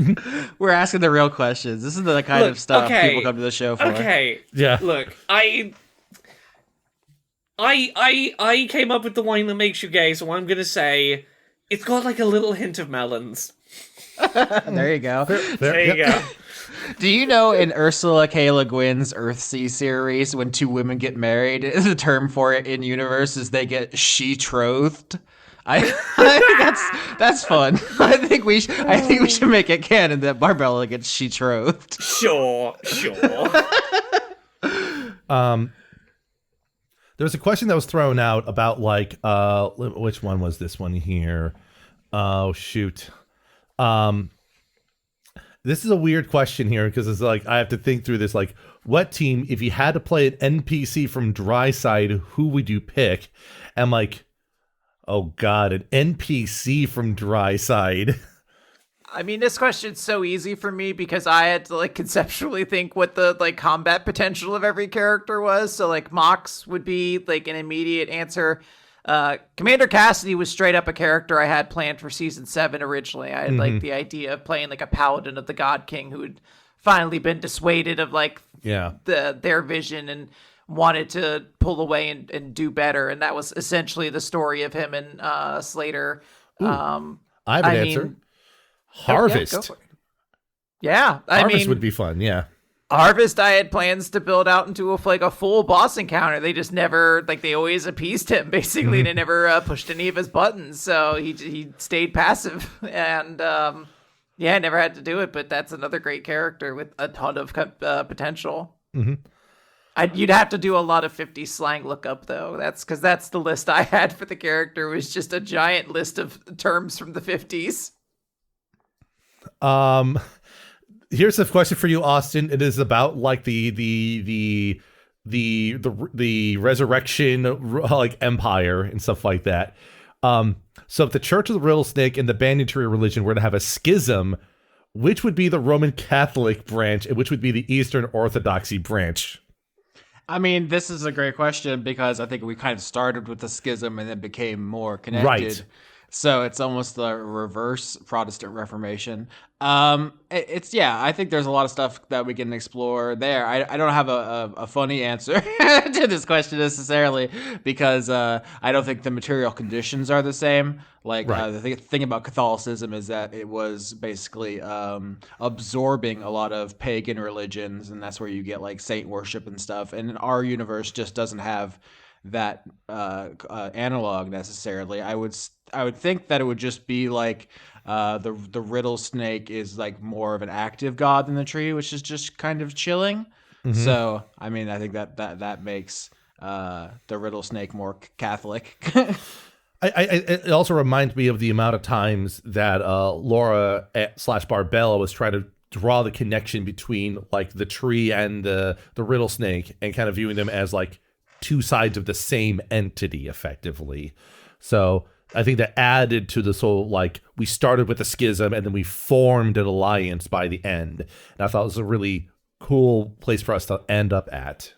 Yeah, I mean, I think about D&D religion is that there's answers. Like, you look at the book and it'll tell you, like, this god hates this god is the child of this god. Like, there's no mystery to it. And This one is of the why things, I like new made up religions. yeah, I genuinely don't know what the connection between the snake and the tree is. Like, I have some ideas, but I don't Yeah. know. I don't know. I don't know for certain, and I kind of didn't want firm answers. I was like, I want this to be space to explore. Right. We don't need to explain every aspect about how this works. It's not necessary for the story, and it also just allows for some interpretation. Like, someone could ask the question, if this is the case, what does that mean about everything? And if it was different, what does that mean? And it allows for different lenses to approach the topics with.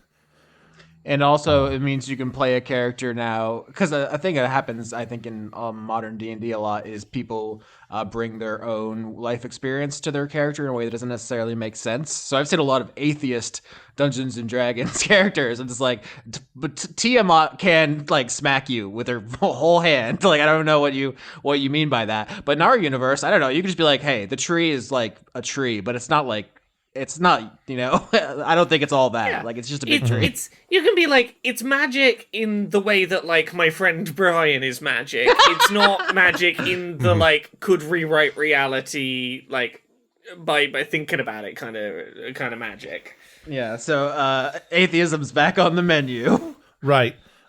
Speaking about things being back on the menu, Austin, Tsukage has a quick question here. Were there any oceanic creatures you researched on that you did not get a chance to showcase? And adding to that, what was your favorite fact that you found out during your research for the season? Oh Lord, so much. I mean, I just spent months reading Wikipedia pages. Some of them I'm just gonna save for future seasons. A thing I did was like have a bunch of characters that I ended up shifting into a freshwater season that we need to do because arbitrarily I decided that I only wanted to do saltwater species for the ocean season, even though it's magic, right? I could have just been like, wait, whatever, a gar is here, and I don't think anyone would have been mad at me. But I think one of the things I wanted to do was something with a stingray. I guess to answer the question in a more material way.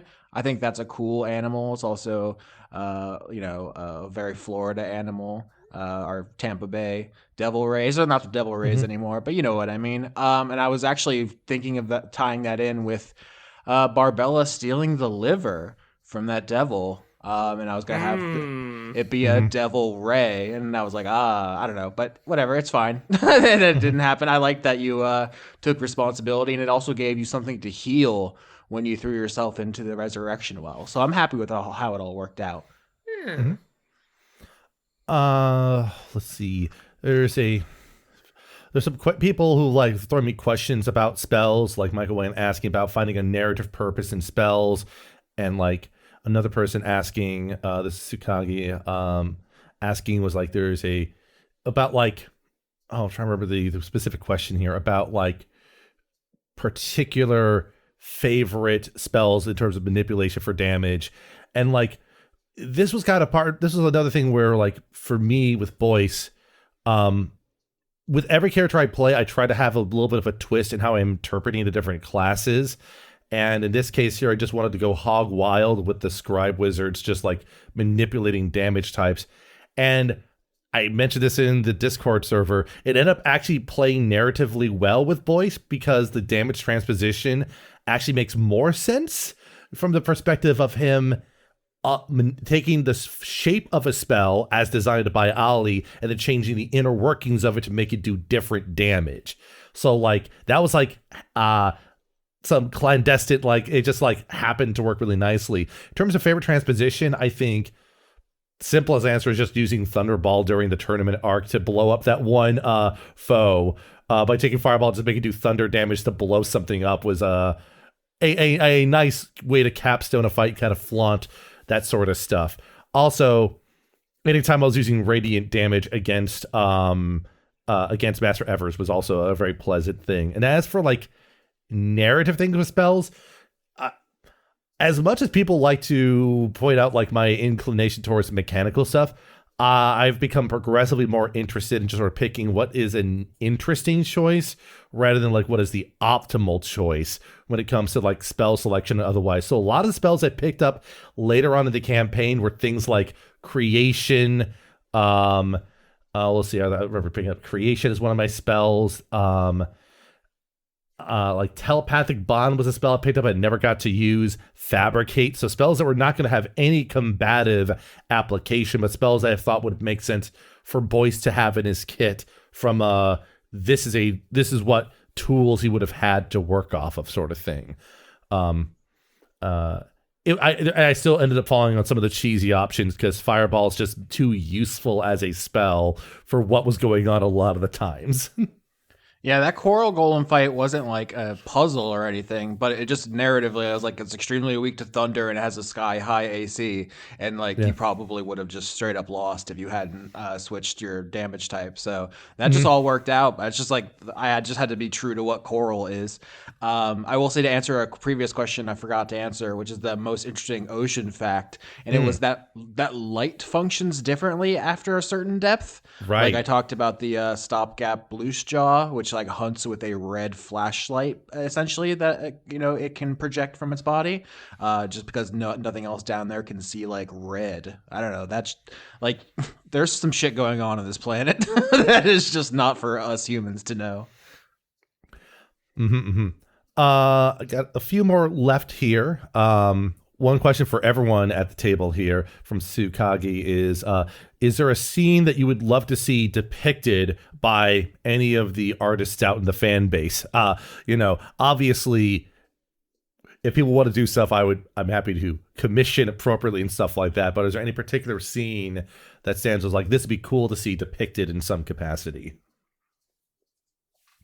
Maybe like Reaper beating Evers would be like a cool visual to see, like making that like some kind of cool triumphant piece of art when she just like fucking lays him down real authoritatively. I would love to see that depicted as like almost like a page from a manga, like a lost manga, and it's just like interstitial, like here's the middle of the fight during that whole turn. Yeah. As someone that grew up in a lot of churches, for me, it would be Barbella like being reborn out of the riddle hole, because I'm just a real sucker for like a good stained glass window of like the holy resurrection happening. That's just good iconography. I'm so glad we got that use out of your riddle hole as well, because I didn't know where that was going. Can I request the snake eating Kilpatrick? Yeah, by the way, that's so fucking metal. just that, I was gonna say, like, that's a high value scene there. For Boyce, obviously Gowdy leaving is a good one. I think equally great is just sort of like either the Gowdy statue in town that you depicted there, Quinn, which once again you fucking got me with that one. That was great. And also on the same note, in the Architect of Dreams, the Builder of Dreams sort of like branch of that final arc, just like the vision of like Ollie among the crowds, hat tip, and then like next panel they're just gone as like someone passes by in front. Like those are just ones I thought were really nice to see. In my head, like, ooh, it'd be cool to see how this is depicted out. I forgot about something, a detail I wanted to share about like the epilogue scene. One of the things I was trying to invoke with Boyce's epilogue on the beach with Ollie was just Yu Yu Hakusho, just like a reunion on the beach, on the shore of the beach, and then being swept away in this particular case. So it's another fun visual. Yeah, I didn't know. I tried real hard since I knew your characters to make the scenes inside the epilogue evocative, since I knew it was going to be a new for you, and there was like a little bit of like dry side bias going on to a final epilogue vibe check. But I hope all of that came about. I mean, like, I don't know how satisfying it was to fight Slater at the end for you guys, because you none of your characters ever got to meet him. But I hope it was still an entertaining journey to go along for. Yeah, I think it still worked pretty well because it allowed us to have our own individual resolutions. I think that the stakes that we all understood going in helped out. And like, I don't know, it was fun to be like the little gremlin being like, oh, I know what damage Slater should be vulnerable to. Necrotic damage. That was a cute moment to kind of dig into there for sure. I mean, I like because they all kind of got their individual boss fights in the last wet arc, and then they got to fight together against Slater. And then I had made this joke, but I do genuinely think the final boss is just that conversation in the last episode. Yeah. Oh yeah, for sure. Austin, is there anything that you'd want to see specifically depicted from this from wet side at least? I mean, it's also good. I feel it's hard to pick, you know. I also don't. People haven't heard all the episodes yet, so we'll see if when Barbella's confrontation with the Banana Baron, I had a very clear image of you fighting in the roots of the banyan tree, but underwater. Oh yeah, like darting in and out, both of you on your mounts. I don't know if anybody else like felt what I was trying to put down there, but I thought that was a very like dark forest confrontation that I thought was cool. That's probably my answer. There was a lot of very cool movement going on in the final fights. There was like this level of verticality to Reaper and Evers like diving into the ocean. There was a lot of like different environments, like, you know, Boyce was still at like kind of the farm, so there's just like a different aesthetic kind of going on in each location. Mm-hmm. Yeah, for sure. Like that final arc was really cool because we had this initial moment together, and then we branched off to these three dramatically different duels with different stakes at play, and it really kind of pushed each of us into different limits. How much, Austin, was that like intentional, or you're just like, I really didn't nudge this in any direction? All of these just kind of naturally fell into place because you created three crazy exciting conclusions for our characters. Like it was something that I was like, as a DM, I was like, damn, I should have done something like that because this was dope as shit. And I loved seeing how just all of them came together just so dynamically and fun. Yeah, I mean, I actually had two different long scenes. The last downtime where everyone is gathered in front of the banyan tree, and then the next wet episode where everyone is, I think, at New Shell's Eve. And both of those are like half an hour scenes where I just had the NPCs say, so what do you want to do? Hey, tell me what your plans are. Like, I was maybe to an annoying point, like, please don't make me dictate your end. I want this to be a creator, a player driven finale. So I was as hands off as it is possible to be, and basically until the very last moment where I was like, okay, here's how the most satisfying thing is, like, oh, if Evers like leaves right now to attack the K parts, like that was the last, like, where I put a hand on the rudder a little bit. But I really, even that fight, I thought we ended that a penultimate wet episode with it was going to be Evers versus Boyce and Reaper, and then you all just stopped fighting. Like I had no ability to control that. The thing I will say about how that arc there, just like it was touching to see like Reaper kind of make the push for Boyce's direction to kind of be like the angle that we went down. And I think it did lead really cleanly to stuff because we were able to get the Banana Boys involved. That led really cleanly to Barbella's sort of like final fight. Evers kind of showing up on the ranch and being a bit of a penultimate threat was wild, because I was sitting there thinking like, okay, this is the final fight. Oh, wait, it's not. And then us having these very different, like, again, style of sequences. The number of times I had an idea for Boyce during that final sequence, and it just like did not work because the dice did not agree that he was going to win until like the very last check, basically.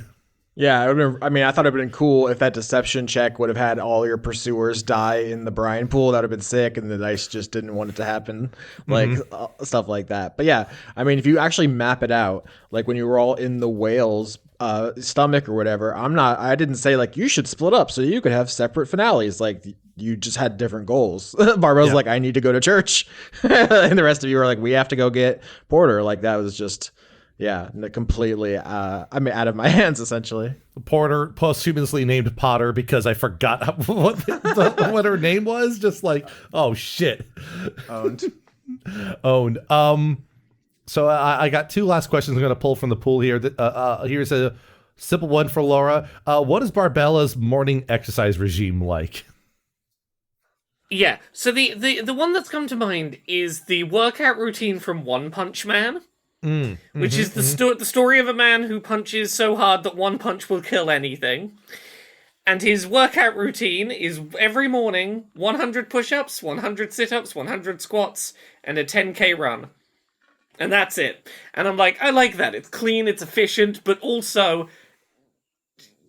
she's got to squeeze in some reps with the weights as well. But like, you know, the base of it is just do the basics. Get up, do the basics, do the number of them, you do your day. I like the idea of like having books that you fill out with riddles, and then as you add more pages, that's how the weights increase over time. Oh, I like that. That is good. And the last question I'm going to pull from from this thread here, as we're kind of getting a little bit later here in time. Austin, this is a question from Tara. Do you regret being such an encouraging presence for Quinn? Do you fear she's now too powerful to stop? No, it's been a joy to watch Quinn flourish and express herself and, kill all of my beloved characters. No, it's great. I think this is... I didn't kill any of them this season. Mm-hmm. No, I mean, I'm literally letting you DM a full season, so obviously I'm excited about your whole thing. I mean, Laura, train season sketch, do you want to call dibs on a season? You have your whole own thing? I had a space-related season in mind. It's very self-indulgent because it basically would be like an Ardwing season, effectively. Like me just taking my little bullshit Ardling lore and just expanding on it even harder. I have nothing but joy when I see my friends succeed. There's no envy. There's no jealousy. I want you all to be fucking awesome. So we gave Quinn a fucking tongue bath on the dry post-mortem. Wait, what? What happened to me on the post-mortem? We all said how much we love you and how cool you are. Oh, yeah, you can tell me how much I suck here. That's fine. I need a little bit of both in my life. Yeah, we gotta humble you. Yeah, I'm sugar and spice, it turns out. Yeah, I was gonna say, Quinn, how dare you speak so highly of me in the Discord over in front of the fans like that? You can't do that to me. I can do what I want. Damn it. I'm too powerful now. You are. Austin.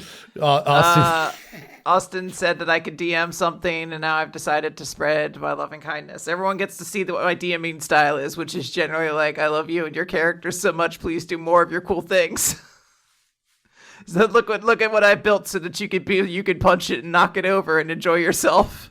I'm gonna explode again. My next character. Yeah. Like I was very, very happy to be involved in the season with the both of you, Quinn and Laura. Like your characters were very fun to play with. They always like either made me like laugh or feel like nervous about the outcomes of situations on a pretty steady basis. And they really like exemplified both of your strengths exceptionally well. So it was so it's treat as always to have that sort of opportunity and good fortune to be in that situation. This season was lovely, and you're all lovely, and you're all wonderful, and you're all very good at D&D. This was like one of the easiest seasons to do. There was never any, like, sometimes it's like, oh fuck, there's a whole situation, and it's like, you know, you're in labor for 20 hours trying to get these episodes out. This one felt pretty smooth, I think, all things considered. We cried, some people cried the last episode, I think, but besides that, pretty good. Yeah, I look, I'm genuinely happy on the story I took my character. I wasn't expecting anything wild and crazy this season. I wasn't expecting, to blow up a building and become the antagonist of the season or anything like that. But I was like, look, everything's on the table, so, I'm going to go. But I just said, fine, maybe I made things easy for you by not having my character, like, actually start ripping people's throats out or anything like that. I just wanted her to be a little goofball. Yeah, it all worked out pretty well. So coming up next in release order, I think next week you should be hearing the beginning of some Shard Point miniseries, I think is the plan. I don't know if you want to speak to that, Sketch, but we're not jumping immediately into season 12 is the idea. We're speaking with, past sight. No. Like, that's something that we'll talk some more on the side here, but yeah, like at the very least, to spoil a little bit about what the plan is with Shard Point. What I'm hoping to do, especially later on in the current month we're recording this in, which is months ahead of when you hear this, is to establish what the overarching like theme / concept is about Shard Point that will link all of the one shots and the mini arcs together. And I have an idea of how that will go. It's just the problem for me is just writing things down and organizing people together is such a intimidating thing for me to do. I can't crack the whip like you can, Austin, when it comes to some of that stuff. So I just Is that what I do? Is that the perception of me? Well, no, not in a negative way, but you can kind of like just, get people like, I mean, like, I'm already thinking about my season 13 character that I wanted to talk to you about after we're done recording here briefly, like that sort of planning. But for Shard Point, it's like, I have these ideas, but they're so vague, and the ADHD makes it hard to pick out which ones to pick on first. Oh no, it's been a week and I still haven't made progress on it kind of situation. I'm also realizing that after the Shard Point quote unquote season is done, like, this is the DM group here effectively in some respects.